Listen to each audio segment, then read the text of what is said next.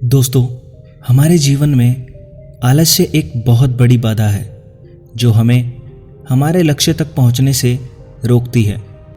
आज हम इस कहानी से जानेंगे कि आलस्य का मूल कारण क्या है और किस तरह उसे अपने दिमाग से हटाया जा सकता है। किसी नगर में एक व्यक्ति रहता था। वह बहुत आलसी था और उसे यह बात पता थी। एक दिन वह बुद्ध के पास आया और दुखी मन से बोला, बुद्ध, मैं बहुत आलसी हूं और मैं अपने आलस के कारण कोई भी कार्य सही समय पर नहीं कर पाता हूं और ना ही ठीक से कर पाता हूं। मेरे घर में सभी मुझसे परेशान हैं। कृपया मुझे बताइए मैं क्या करूं।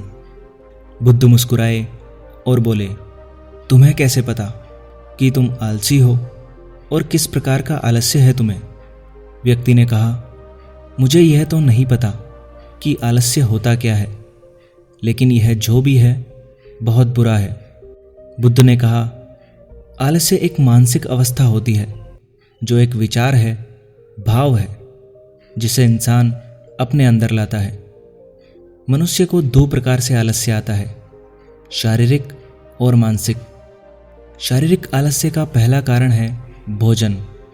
जब हम ऐसा भोजन करते हैं जिसमें खुद कोई जीवन नहीं है, तो वो भोजन शरीर के लिए बोझ बन जाता है और फिर यह आलस्य पैदा करता है, क्योंकि हमारा शरीर भोजन से मिलने वाली ऊर्जा पर चलता है। जैसा भोजन हम इसे देते हैं वैसी ही ऊर्जा यह हमें देता है। इसलिए आलस्य से बचना चाहते हो तो आराम से और आसानी से पचने वाला भोजन करो जो प्राकृतिक रूप से हमें मिलता है। शारीरिक स्तर का ही दूसरा कारण है सही से ना बैठना, सही से ना सोना और सही से ना चलना। बुद्ध ने आश्रम के भिक्षुओं की तरफ इशारा किया और कहा, देखो, इन भिक्षुओं को ध्यान से देखो। इनके चलने, बैठने और लेटने में संतुलन है। जब ये चलते हैं तो इनके पैरों के बीच तालमेल होता है। बैठते हैं तो गर्दन ऊपर और रीढ़ की हड्डी बिल्कुल सीधी होती है। जब लेटते हैं तो शरीर बिल्कुल तनाव रहित होता है, जिससे वे आरामदायक और गहरी नींद लेते हैं। व्यक्ति बोला, क्या पर्याप्त नींद आवश्यक है? बुद्ध बोले, हाँ, यदि हम रात को पर्याप्त नींद नहीं लेते हैं तो कल आलस्य और थकान से भरा होता है। व्यक्ति ने कहा, आपने सच कहा, यह मैंने भी महसूस किया है। बुद्ध बोले, शारीरिक स्तर का तीसरा कारण है सुबह जल्दी ना उठना। जल्दी तभी उठ पाओगे जब रात को सही समय पर सो पाओगे। इन आश्रम के भिक्षुओं को देखो, इनके रात का सोने का समय निश्चित है, तभी यह सब जल्दी उठते हैं। हर एक भिक्षु का अनुशासन होता है और वही इनके जीवन में संतुलन लाता है। इंसान अनुशासन को एक बंधन समझता है, लेकिन यह सच नहीं है। अनुशासन हमें बांधता नहीं बल्कि आजाद करता है। बुद्ध ने व्यक्ति से कहा, यदि आलस्य से बचना चाहते हो तो एक निश्चित दिनचर्या बना लो। व्यक्ति बोला, लेकिन शुरुआत कहाँ से करें? चलने से, बैठने से, लेटने से या सुबह जल्दी उठने से? बुद्ध बोले, इसी समय से। जो भी कर रहे हो उसे ध्यान से करो, मन के स्तर से आलस्य को समझो। जब हम किसी कार्य को करने के लिए खुद को काबिल नहीं समझते तो हमें आलस्य आता है, क्योंकि हम वह कार्य पहले भी नहीं कर पाए थे। हम मन को यह नहीं समझाते हैं कि पहले और अभी के कार्य में बहुत फर्क है। साथ ही मानसिक तौर पर हम वह नहीं हैं जो पहले थे। तब से लेकर अब तक हमने बहुत कुछ सीखा है। मानसिक आलस्य से बचना है तो खुद पर विश्वास करना सीखो।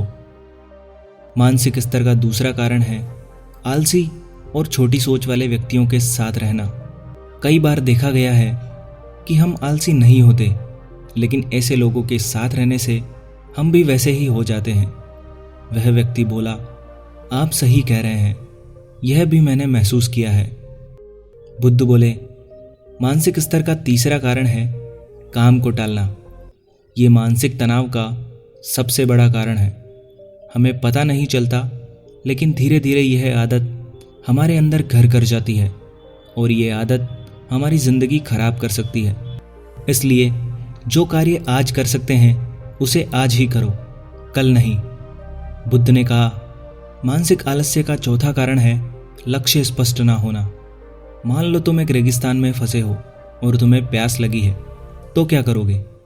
वह व्यक्ति बोला, मैं पानी ढूंढने के लिए आसपास किसी गांव की तलाश करूंगा। बुद्ध बोले, यदि गांव नहीं मिला तो क्या करोगे? वह व्यक्ति बोला,